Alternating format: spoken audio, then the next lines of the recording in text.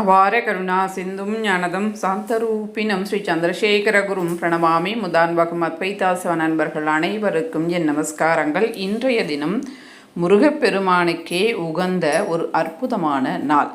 திதியில் பார்த்தோம் அப்படின்னா 6வது திதி சஷ்டி திதி. நட்சத்திரத்தில் பார்த்தோம் அப்படின்னா விநாயகர் அவதாரம் செய்த நட்சத்திரம் விசாகா நட்சத்திரம். இவருக்கு விசாகன் அப்படின்னு சொல்லுகின்ற பெயரும் உண்டு. விசாக நட்சத்திரத்தில்தான் முருகப்பெருமானினுடைய ஜனனம் நடந்தது. கார்த்திகை பெண்கள் எடுத்து வளர்த்ததுனால கிருத்திகை நட்சத்திரம் எல்லாருக்கும் தெரிய வந்தது. அதனால் விசாகா நட்சத்திரம்தான் முருகப்பெருமானினுடைய ஜனன நட்சத்திரம்.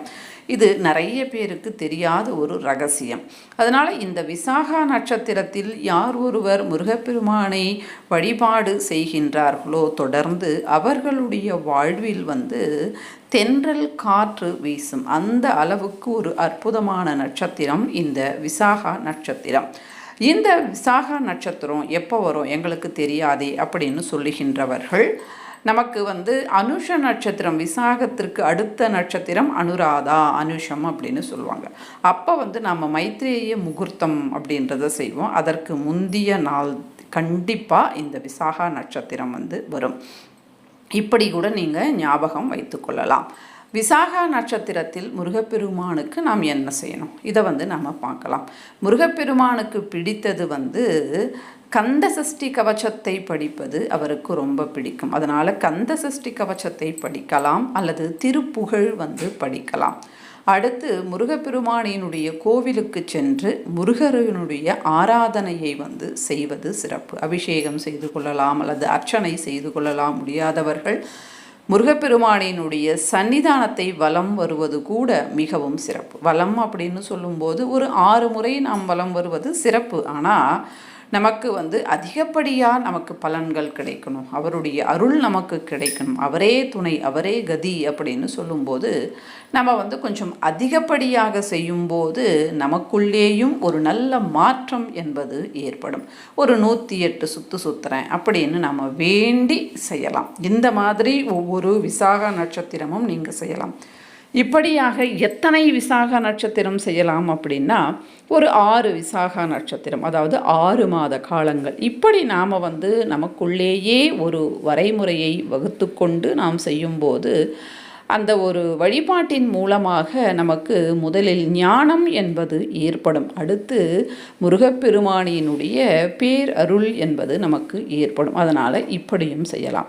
அல்லது ஒவ்வொரு சஷ்டி திதி, இந்த திதி பார்த்திங்கன்னா மாதத்தில் 2 முறை வரும். இந்த சஷ்டி திதிகளில் நான் 108 முறை வலம் வரேன் கோவிலில் அப்படின்னும் நீங்கள் வேண்டிக் கொள்ளலாம். அல்லது விசாகா நட்சத்திரம் அன்று ஆரம்பம் செய்து 48 நாட்கள் கந்த சஷ்டி கவச்சத்தை படிக்கலாம். உங்களுக்கு எது முடியுமோ, எதை உங்களுடைய மனது செய்ய சொல்லுகின்றதோ அதை கண்டிப்பாக செய்யுங்கள்.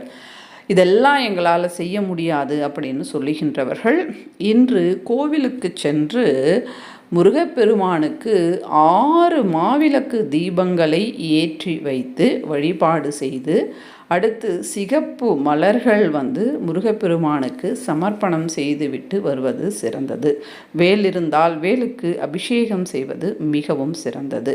முடிந்த பிரசாதத்தை நாம் செய்து வைப்பது அல்லது மகா நைவேத்தியம் என்று சொல்லப்படுகின்ற சாதம், பருப்பு, கொஞ்சம் நெய் விட்டு முருகப்பெருமானுக்கு இன்றைய தினம் வைப்பது மிகவும் சிறந்தது. இப்படி செய்யும்போது அவருடைய கருணை என்பது நமக்கு கிடைக்கும். அல்லது குன்றின் மேல் இருக்கின்ற கோவிலுக்கு சென்று அவரை தரிசனம் செய்துவிட்டு வருவது கூட இந்த நாளில் நமக்கு அதிகப்படியான பலன்கள் கிடைக்கும்.